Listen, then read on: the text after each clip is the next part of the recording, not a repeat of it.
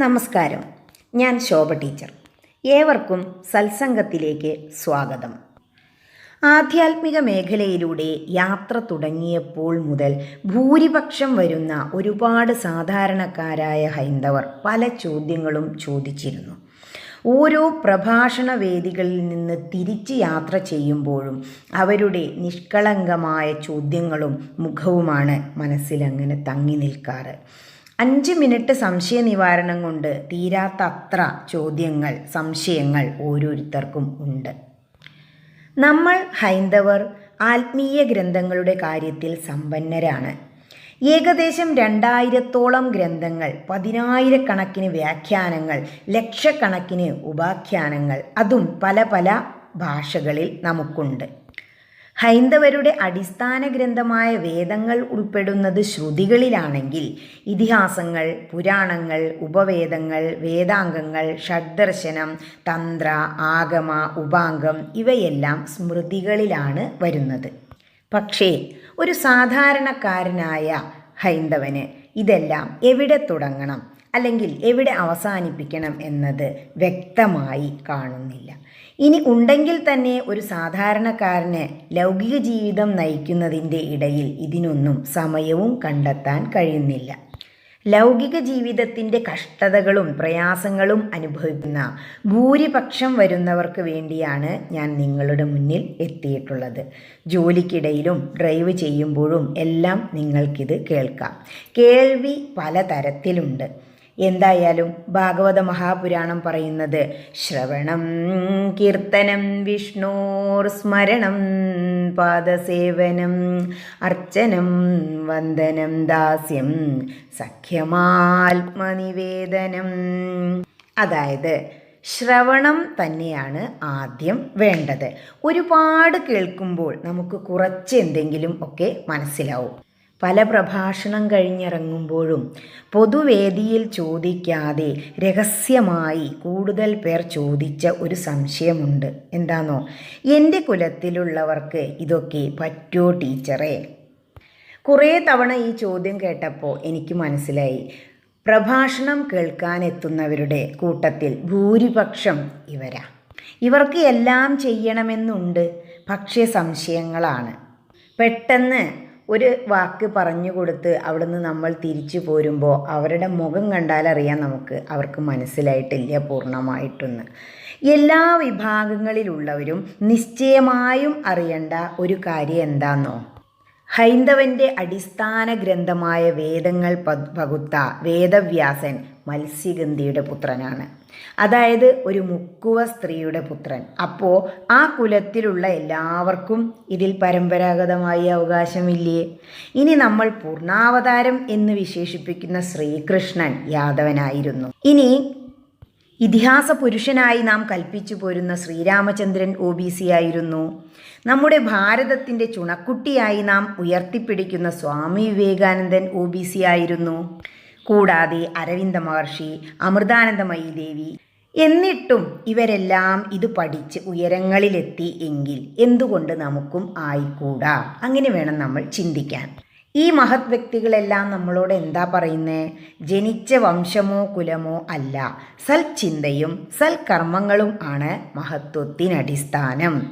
എന്തുകൊണ്ട് ഈ മഹൽ വ്യക്തികൾ ഇന്നും നമ്മുടെ മനസ്സിൽ ജീവിച്ചിരിക്കുന്നു? അതായത് എത്ര ജീവിച്ചു എന്നതല്ല, എങ്ങനെ ജീവിച്ചു എന്നതാണ് പ്രധാനം. ശങ്കരാചാര്യസ്വാമികളെ നോക്കൂ, 32 വർഷമാണ് ജീവിച്ചത്. ഇപ്പോഴും നാം ഇടയ്ക്കിടയ്ക്ക് ഓർക്കുന്നില്ലേ ശങ്കരാചാര്യസ്വാമികളെ? ഇനി നാം ഹൈന്ദവരെല്ലാം ഒരേ അമ്പലത്തിലേക്കാണ് പോകുന്നത്, ഒരേ ദൈവനോടാണ് പ്രാർത്ഥിക്കുന്നത്. പിന്നെയും നമുക്ക് സംശയം. സത്യം പറഞ്ഞാൽ ഓരോ അമ്മമാരുടെ ആ ചോദ്യം അങ്ങനെ കേൾക്കുമ്പോൾ ഉണ്ടല്ലോ, അവർക്ക് എത്രത്തോളം അത് ചെയ്യാൻ ആഗ്രഹം ഉണ്ടെന്ന് നമുക്ക് മനസ്സിലാവും. പക്ഷേ ഇത് പാടുണ്ടോ ഇല്ലേ ഇപ്പോഴും പലർക്കും ഉള്ള സംശയമാണ്. ഇത് കേവലം ഒരമ്മയുടെയോ അല്ലെങ്കിൽ അമ്മമാരുടെയോ ചോദ്യമല്ല, ഭൂരിപക്ഷം വരുന്ന ഹൈന്ദവരുടെ മനസ്സിലുള്ള ഒരു സംശയമാണ്. പക്ഷേ ഇവരാണ് കൂടുതലും പ്രഭാഷണ വേദികളിൽ എത്തുന്നത്. ഒരുപാട് പ്രഭാഷണങ്ങൾ അവർ കേൾക്കുന്നുണ്ട്, ഒരുപാട് കഥകൾ അവർ കേൾക്കുന്നുണ്ട്. പക്ഷേ പിന്നെ അവർക്ക് സംശയം. നമുക്ക് ലഭിക്കുന്ന ഓരോ അറിയിപ്പുകളെയും നാം അറിവാക്കി മാറ്റണം. നമ്മുടെ മനസ്സിനെ നാം ഉയർത്തണം. അതാണ് ഭഗവത്ഗീത പറയുന്നത്. ഉദ്ധരേദാത്മനാത്മാനം ആത്മാനമവസാദയേത് ആത്മൈവ ഹ്യാത്മനോ ബന്ധൂരാത്മൈവാരിപുരാത്മനാ. അതായത് ആത്മാവിനെ നാം ഉയർത്തണം. ഒരിക്കലും ആ ആത്മാവിനെ നാം അധപ്പതിപ്പിക്കരുത്. പിന്നെയോ നമ്മുടെ ആത്മാവിൻ്റെ ബന്ധുവും ശത്രുവും ആര് തന്നെയാ? നമ്മൾ തന്നെയാണ്. ആത്മാവിനെ ഉയർത്തുന്നതിന് വേണ്ടി നാം എന്തെങ്കിലും ചെയ്യുമ്പോൾ നമ്മൾ ആത്മാവിൻ്റെ ബന്ധുവാകുന്നു. ആത്മാവിനെ അധപ്പതിപ്പിക്കുമ്പോൾ, അതായത് ആത്മീയമായ ഒരു കാര്യവും ചെയ്യാതിരിക്കുമ്പോൾ നമ്മൾ ആത്മാവിൻ്റെ ശത്രുവായി മാറുന്നു.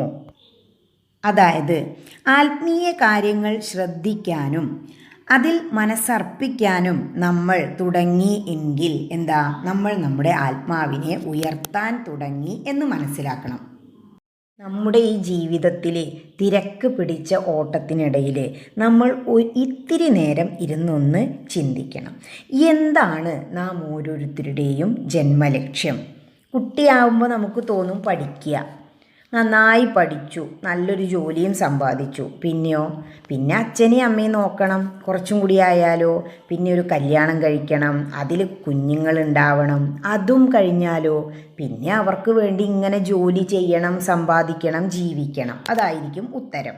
ഇനി എത്ര കാലം നമ്മളൊരു ജോലി ചെയ്യും? ഒരു ഉറപ്പുമില്ലല്ലോ നമുക്ക്. നമ്മൾ നിർമ്മിക്കുന്ന സാധനങ്ങൾക്കെല്ലാം നാം ഒരു എക്സ്പയറി ഡേറ്റ് വയ്ക്കുന്നുണ്ട്, ഇല്ലേ? പക്ഷേ ഭഗവാൻ സൃഷ്ടിച്ചപ്പോൾ നമ്മുടെ നെറ്റിയിലും ഒരു എക്സ്പയറി ഡേറ്റ് അങ്ങോട്ട് വെച്ചിട്ടുണ്ടെന്നെങ്കിലോ? ഉദാഹരണത്തിന് കൃഷ്ണൻ 4/2026 ആശ്വാസമായി, 6 വർഷം കൂടി ഉണ്ട്, സമയമുണ്ടല്ലോ എന്ന് വിചാരിക്കാം. പക്ഷേ ചിലരോ അത് ഓർത്ത് ടെൻഷൻ അടിച്ച് അതിനു മുമ്പ് തന്നെ അറ്റാക്ക് വന്ന് മരിക്കും. അതറിയാവുന്നതുകൊണ്ട് തന്നെയാവും ഭഗവാൻ ആ ഒരു എക്സ്പയറി ഡേറ്റ് ഒഴിവാക്കിയത് എന്ന് വേണം നമ്മൾ മനസ്സിലാക്കാൻ. അതായത് നമുക്കൊരു ഉറപ്പുമില്ല, ഇന്ന സമയം വരെ നമ്മൾ ജീവിച്ചിരിക്കും, ആത്മീയ കാര്യങ്ങൾ ചെയ്യാൻ ഇനിയും സമയമുണ്ട്, ഒന്നും ഒരു ഉറപ്പില്ല. എങ്കിലും എല്ലാവരും എങ്ങോട്ടാണ് എടുത്തു വയ്ക്കുന്നത്? പെൻഷനാവട്ടെ, കുറച്ച് സാവകാശം കിട്ടട്ടെ, ഈ തിരക്കൊന്ന് കഴിയട്ടെ. പക്ഷേ തിരക്കെല്ലാം കഴിയുമ്പോഴേക്കും നമ്മുടെ കയ്യും കാലും കണ്ണും ഒന്നും പറഞ്ഞാൽ കേൾക്കില്ല. അതാണ് കണ്ടുവരുന്നത്. അപ്പോഴേക്ക് ആരും നീട്ടി വെക്കണ്ട. ഒന്നാമത് നമുക്കൊരു ഉറപ്പില്ല ഇത്ര കാലം ഉണ്ടാവും എന്നുള്ളതിന്. രണ്ടാമത് ആ സമയത്ത് നമുക്ക് കണ്ണും കയ്യും ഒന്നും കേൾക്കൊന്നും നമുക്ക് ഉറപ്പില്ല. അപ്പോൾ പിന്നെ നാം എന്ത് ചെയ്യണം? നമുക്ക് കിട്ടിയ ജന്മം വിവേകപൂർവ്വം ഉപയോഗിക്കണം. ഇനി അതെങ്ങനെ ചെയ്യാം? നമ്മൾ ഓരോരുത്തർക്കും അറിയാം നമ്മുടെ ഒരു മാസത്തെ വരുമാനം എത്രയാണ്, എത്ര വർഷം ഇനി സർവീസിലിരിക്കും, അതുകൂടി ഒന്ന് കൂട്ടിക്കിഴിച്ചു നോക്കൂ. എത്ര രൂപ ഇനി സമ്പാദിക്കാം? ഇത്ര വർഷം കഴിയുമ്പോൾ ഈ കാശും വെച്ച് എനിക്ക് എന്തെല്ലാം ചെയ്യാനുണ്ട്? അതും കഴിഞ്ഞാൽ എന്ത്? എല്ലാം ചെയ്തു കഴിഞ്ഞാൽ പിന്നെ എന്താ? ഉറപ്പാണ് ഉത്തരം എന്തായിരിക്കും? മരണം. നമുക്കത് കേൾക്കാൻ പോലും ഇഷ്ടമില്ല, പക്ഷേ നമുക്ക് ചുറ്റും സംഭവിച്ചു കൊണ്ടിരിക്കുന്നില്ലേ മരണം? അപ്പോൾ ഈ മരണത്തിൽ നിന്നും രക്ഷപ്പെടാൻ നാം എന്ത് ചെയ്യണം? അവിടെയാണ് നമ്മുടെ പുരാണങ്ങളുടെയും ഇതിഹാസങ്ങളുടെയും എല്ലാം പ്രസക്തി. ഹൈന്ദവ മതത്തിന് ഒരടുക്കും ചിട്ടയും വരുത്തി ഒരു സിലബസൊക്കെ ഉണ്ടാക്കാൻ വേണ്ടി പലരും ഇപ്പോൾ ശ്രമിച്ചുകൊണ്ടിരിക്കുന്നുണ്ട്. ശങ്കരാചാര്യസ്വാമികളാണ് ആദ്യമായിട്ട് അത് ചെയ്തതെന്ന് തോന്നുന്നു. എങ്കിലും സ്വാമി വിവേകാനന്ദൻ പറഞ്ഞതുപോലെ നമ്മളിൽ എല്ലാവരിലും എന്തുണ്ട്? എല്ലാം ഉണ്ട്. പിന്നെയോ അതെല്ലാം ഒന്ന് പൊടി തട്ടി എടുക്കേ വേണ്ടൂ. പക്ഷേ ആ പൊടി തട്ടലിന് എന്ത് വേണം? അതാണ് പലർക്കും അറിയാത്തത്. ആദ്യം ശ്രവണം തന്നെയാണ്. നല്ല നല്ല പ്രഭാഷണങ്ങൾ കേൾക്കുക. പ്രഭാഷണം നമ്മുടെ ഓരോരുത്തരുടെയും മനസ്സിലെ സംഘർഷങ്ങൾ ലഘൂകരിക്കും. ഇനി ഇതെല്ലാം കേട്ടു മനസ്സിലാക്കി അതുകൊണ്ടൊന്നും ആയില്ല, അത് നമ്മുടെ ജീവിതത്തിൽ പ്രയോജനപ്പെടുത്തണം. ഈ പുരാണങ്ങളും ഇതിഹാസങ്ങളും അറിയുന്ന ഒരു വ്യക്തിയും ജീവിതത്തിൽ തളരില്ല. നമ്മുടെ മനസ്സ് തളർന്നു കഴിഞ്ഞാലോ എല്ലാം തീർന്നില്ലേ? മനസ്സിന് ശക്തി ലഭിക്കണമെങ്കിൽ ഈ ആത്മീയ ഗ്രന്ഥങ്ങളിലേക്ക് ഇറങ്ങി ചെല്ലെന്നെ വേണം. വേദം പഠിച്ചാലുണ്ടല്ലോ നമ്മൾ അങ്ങോട്ട് അടിമുടി മാറും. പക്ഷേ സാധാരണക്കാർക്ക് ആദ്യം വേദസാരം ഉൾക്കൊള്ളുന്ന ലളിതമായ ഗ്രന്ഥങ്ങളിലൂടെ യാത്ര ചെയ്യണം. എല്ലാ ഗ്രന്ഥങ്ങളും പറയുന്നത് ഒന്നു തന്നെയാണ്. പക്ഷേ നാം കുട്ടികളാകുമ്പോൾ സന്ധ്യാനാമത്തിൽ തുടങ്ങുന്നു. പിന്നെ വലുതാകുമ്പോൾ ഈ യാന്ത്രിക ലോകത്തിൽ നമുക്കതും കൈമോശം വന്നു പോകുന്നു. അത് സംഭവിക്കാതിരിക്കാൻ ഗ്രന്ഥങ്ങൾ നമ്മെ സഹായിക്കും. സന്ധ്യാനാമം കഴിഞ്ഞ് എഴുന്നേൽക്കുന്ന കുട്ടിക്ക് ജ്ഞാനപ്പാന കയ്യിൽ വെച്ച് കൊടുക്കണം. ഹിന്ദു എന്ന് അഭിമാനിക്കുന്ന എത്ര പേർക്ക് അതിന് സാധിച്ചിട്ടുണ്ട് എന്ന് സ്വയം ഒന്ന് ചിന്തിച്ചു നോക്കൂ. വെറുതെ ഒരാത്മപരിശോധന നടത്തുക, അത്രയേ ഉള്ളൂ. നാം എവിടെ നിൽക്കുന്നു എന്ന് അപ്പോഴാണ് നമുക്ക് മനസ്സിലാവുക. ഇത്രയധികം ഗ്രന്ഥങ്ങൾ ഉണ്ടായിട്ടും നാം എന്തേ ഇതിലൂടെ സഞ്ചരിക്കാതെ പോയത്? ഉടനെ വരും ഉത്തരം, സമയമില്ല ടീച്ചറെ. പക്ഷേ നിങ്ങളൊന്ന് ചിന്തിച്ചു നോക്കൂ. എല്ലാവർക്കും ഒരു ദിവസം 24 മണിക്കൂറല്ലേ ഉള്ളൂ. പക്ഷേ എല്ലാവരുടെയും ദിനചര്യ ഒരുപോലെയാണോ? പലരും പലതും പല സമയത്താണ് ചെയ്യുന്നത്. ഉദാഹരണത്തിന്, ഒരു ദിവസത്തെ പ്രധാന ഭക്ഷണമായ ഉച്ചഭക്ഷണം 3 മണിക്ക് ശേഷം കഴിക്കുന്ന എത്രയോ പേരുണ്ട് നമ്മുടെ ഈ ലോകത്ത്. എന്തേ അവരതിന് തയ്യാറാവുന്നു? അവരുടെ ജോലി അങ്ങനെയാണ്, അപ്പോഴേ അവർക്കതിന് പറ്റൂ. ഇങ്ങനെയുള്ള പല കാര്യങ്ങളിലും വിട്ടുവീഴ്ചയ്ക്ക് നാം തയ്യാറാണ്. പക്ഷേ അവനവൻ്റെ ആത്മാവിനെ ഉയർത്താൻ വേണ്ടി ഒന്നും നാം ശ്രമിക്കുന്നില്ല. വളരെ ലളിതമായിട്ട് പറഞ്ഞാൽ, നമ്മുടെ കുഞ്ഞിനൊരു അസുഖം വന്നു എന്നിരിക്കുക. ഇല്ലാത്ത ലീവ് ഉണ്ടാക്കി നാം ഹോസ്പിറ്റലിൽ പോകും ഇല്ലേ? അമ്പലത്തിൽ ക്യൂ നിൽക്കാൻ മടിച്ച് പുറത്ത് നിന്ന് തിരിച്ചു പോന്ന വ്യക്തികൾ ഡോക്ടറുടെ വാതിൽ തുറക്കാൻ മണിക്കൂറുകളോളം കാത്തു നിൽക്കുന്നത് നമുക്ക് കാണാം. ഇവിടെയാണ് നാം മനസ്സിലാക്കേണ്ടത്, ആരെയാണ് നാം വഞ്ചിക്കുന്നത്? നമ്മളെ തന്നെയല്ലേ? ഇനി ഒരു കൊച്ചു കുഞ്ഞിൻ്റെ കാര്യം നോക്കിക്കോളൂ. അമ്മ അടുക്കളയിൽ അങ്ങനെ ജോലികൾ ചെയ്യും. പല കളിപ്പാട്ടങ്ങളും അങ്ങനെ 4 പാടും ഇട്ട് കൊടുക്കും. കുറച്ച് സമയമൊക്കെ കുട്ടി കളിക്കും. കുറച്ച് കഴിഞ്ഞാൽ കരയും. അപ്പം അമ്മ വന്ന് മറ്റൊരു കളിപ്പാട്ടം കൊടുക്കും. അപ്പോൾ വീണ്ടും കളിക്കും. ഇങ്ങനെ പല തവണ ചെയ്യുമ്പോൾ അവസാനം കുഞ്ഞിനൊരു കരച്ചിലുണ്ട്.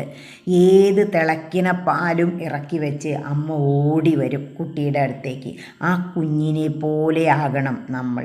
കിട്ടിയേ മതിയാവൂ, അത് ചെയ്തേ അടങ്ങൂ എന്നാകണം നമ്മുടെ ആത്മീയത.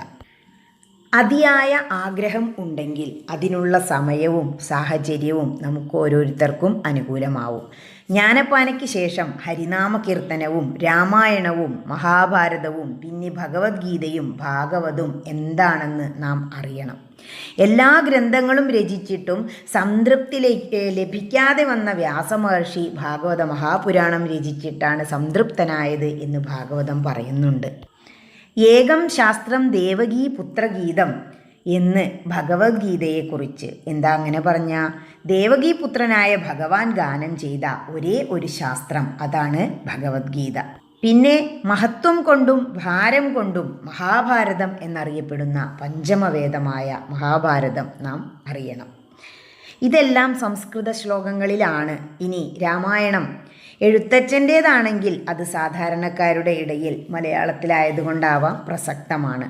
ഈ മഹത് ഗ്രന്ഥങ്ങളിലേക്ക് യാത്ര തുടങ്ങുന്നതിന് മുമ്പ് നാം ചില അടിസ്ഥാന കാര്യങ്ങൾ അറിയണം. ആ അടിസ്ഥാന അറിവാണ് ഹരിനാമ കീർത്തനവും ജ്ഞാനപ്പാനയും നമ്മളോട് മലയാളത്തിൽ അങ്ങനെ പറഞ്ഞുകൊണ്ടിരിക്കുന്നത്. നമ്മൾ ഓരോരുത്തരും പിതൃകടം വീട്ടാൻ ബലിതർപ്പണം ചെയ്യാറുണ്ട് അല്ലേ? പക്ഷേ ഋഷികടം വീട്ടാൻ ഭൂരിപക്ഷം വരുന്ന ഹൈന്ദവർ എന്തേ ശ്രമിക്കുന്നില്ല? ചിലരൊക്കെ തുടങ്ങുന്നുണ്ട്, തുടങ്ങി വെച്ച് പകുതി വെച്ചങ്ങോട്ട് നിർത്തും. ചിലർ ആരെങ്കിലും തുടങ്ങിയാലോ ഇതൊന്നും നമുക്ക് പാടില്ല കേട്ടോ എന്ന് പറഞ്ഞ് മുടക്കിക്കൊണ്ടിരിക്കും. എങ്ങനെയാപ്പോൾ അത് മുടക്കണേ? നമ്മുടെ സമൂഹത്തിൽ ഇപ്പോൾ കാണുന്ന ഒരു കാര്യം എന്ന് പറഞ്ഞാൽ പുത്തൻ വീടുകൾ അങ്ങനെ പണിയുന്നുണ്ട് ഇല്ലേ? ഒരുപാട് പുത്തൻ വീടുകൾ പണിയുന്നു, കുടിയിരിപ്പും നടത്തുന്നുണ്ട്. ഇതൊക്കെ ഗംഭീരമാണ്. പക്ഷേ എന്തൊക്കെയാണ് നമ്മൾ വാങ്ങിക്കുന്നത്? സുഖിച്ച് ജീവിക്കാൻ ആവശ്യമായതെല്ലാം നമ്മൾ വാങ്ങിക്കും. ഇനി ഇന്ത്യയിൽ പല മതസ്ഥരുണ്ട് ഇല്ലേ? മറ്റ് മതസ്ഥർ കുടിയിരിക്കുമ്പോൾ ആദ്യം എന്താ വാങ്ങിക്കുന്നത്? അത് നമ്മൾ അറിയണം. മറ്റുള്ളവരുടെ പോസിറ്റീവുകളെല്ലാം നമ്മളും സ്വീകരിക്കണം. അവർ ആദ്യം വാങ്ങിക്കുന്നവരുടെ അവരുടെ മതത്തിലെ അടിസ്ഥാന ഗ്രന്ഥ. ഇതിങ്ങനെ പല പ്രഭാഷണങ്ങളിലും പറഞ്ഞ് ഇപ്പോൾ പലരും ഇത് വാങ്ങിക്കാൻ തുടങ്ങിയിരിക്കുന്നു, ഗ്രന്ഥങ്ങൾ കുടിയിരിക്കുന്ന സമയത്ത്. പക്ഷേ വളരെ വേദനാജനകമായ ഒരു കാര്യം എന്താണെന്നോ, അവരതാ പൂജാമുറിയിൽ വച്ചങ്ങനെ പൂജിച്ചുകൊണ്ടേയിരിക്കുക. അതാണ് പണ്ട് മുത്തശ്ശി പറഞ്ഞത്, രാമായണം വാങ്ങിയ പട്ടിണിക്കിടരുത് കേട്ടോ, അത് പാപാണ്. എന്താ അങ്ങനെ പറഞ്ഞ? ഗ്രന്ഥങ്ങൾ ഏതെങ്കിലും ഒരെണ്ണം വായിക്കണം ദിവസേന, അതിനെ പട്ടിണി ഇടാൻ പാടില്ല. നമ്മൾ ബുദ്ധിമാന്മാരെന്ത് ചെയ്തു? പട്ടിണിക്കിട്ടാ പാവാണോ, എന്നാൽ അത് വാങ്ങന്നെ വേണ്ട. അങ്ങനെയാണ് എന്ന് തോന്നുന്നു. ഹൈന്ദവ മതത്തിൽ പല സമയത്തും പലയിടത്തും ഇത് വളരെ പുറകോട്ടായി പോയത്. ആത്മീയ ഗ്രന്ഥങ്ങളില്ലാത്ത ഒരു വീട് അല്ലെങ്കിൽ ഒരു ജീവിതം ഒന്ന് ഓർത്തു നോക്കൂ. കുറുക്കൻ്റെ മാളം പോലെയല്ലേ? കുറുക്കൻ എന്താ ചെയ്യുക? കുറേ എന്തെങ്കിലുമൊക്കെ കഴിക്കും, ഓയിടും, കിടന്നുറങ്ങും. പല ഹൈന്ദവ ഭവനങ്ങളും ഇങ്ങനെ ആണ്. നമ്മളൊന്ന് ശ്രദ്ധിച്ചു നോക്കിയാൽ നമുക്ക് മനസ്സിലാവും. അത് മാറണം, നമ്മൾ മാറ്റണം. എങ്കിലേ നമുക്ക് ജീവിത ലക്ഷ്യമായ ഈശ്വര സാക്ഷാത്കാരം നേടാനാവൂ. അതിന് എന്തെല്ലാം ചെയ്യണം? ഓം ഹരി തത്സം.